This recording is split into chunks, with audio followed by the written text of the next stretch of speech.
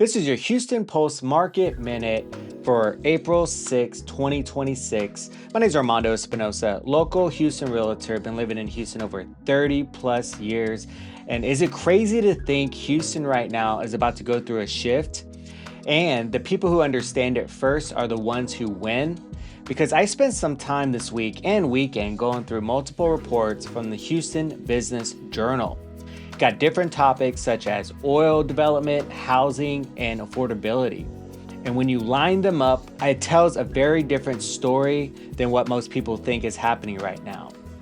So if you're relocating to Houston or thinking about buying or selling, I want to walk you through these articles and, more importantly, translate what they actually mean for you.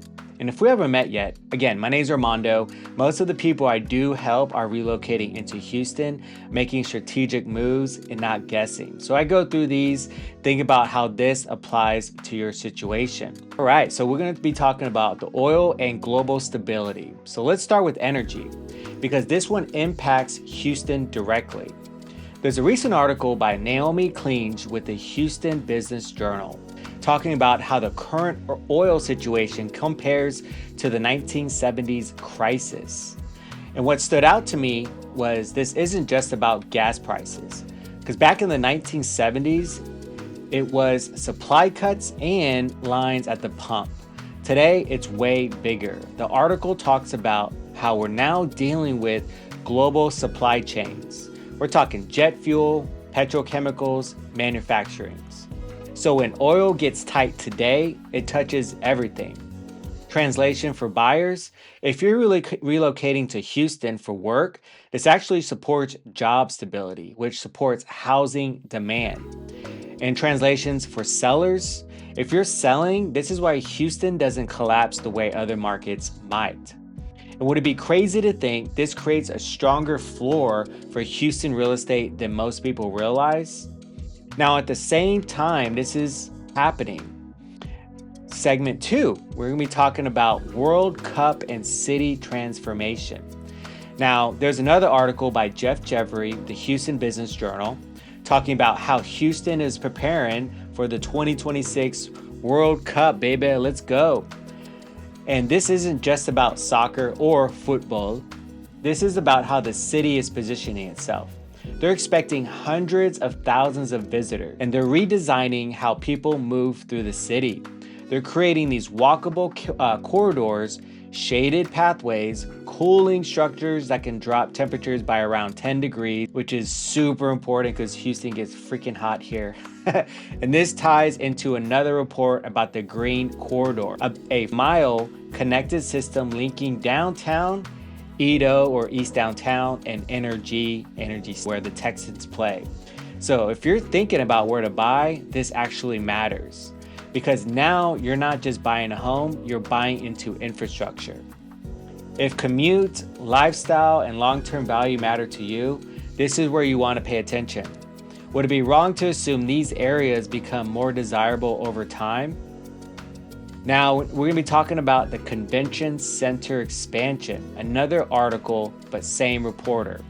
The $1.1 billion expansion of the George R. Brown Convention Center in downtown. That project is actually fully funded and expected to generate over $20 billion with a B in economic impact, $20 billion. That's events, tourism, and business travel. Translation, which means demand for housing near these areas, doesn't go down, it strengthens. And for sellers out there, this is the kind of thing that supports pricing long term. And for buyers, this is where timing matters. Would it be crazy to think buying before these projects fully hit is different than after? Now let's talk about what the market is actually doing right now.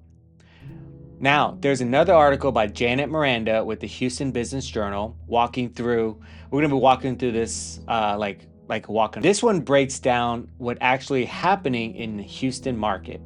Inventory is up, pending sales are actually up, but closings are down. So what does that mean? Buyers are still there, they're just taking longer and more selective. And here's what stood out. Luxury sales are actually increasing. So money didn't disappear, It just got more intentional. So if you're analytical, data driven, making a planned move, this market actually fits you.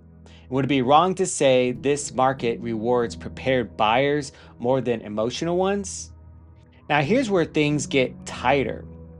We're going to be talking about HOA plus cost pressure. Another article by Andy Medici with Houston Business Journal talking about HOA fees rising across the country. HOA gone wild, baby. Let's go. 82% of homeowners saw HOA increases. Millions paying over $500 a month. $500 a month sink in. And more homes more than ever are tied to HOA fees. Translation, when you're buying, you're not just buying the price, you're buying monthly exposure. If you're relocating, this is where mistakes happen.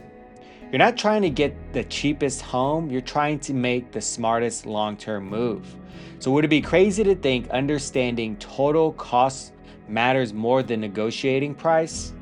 Now let's look at what builders are doing. 3D homes, new construction, here we go. There's an article on 3D printed homes coming to the Gulf Coast.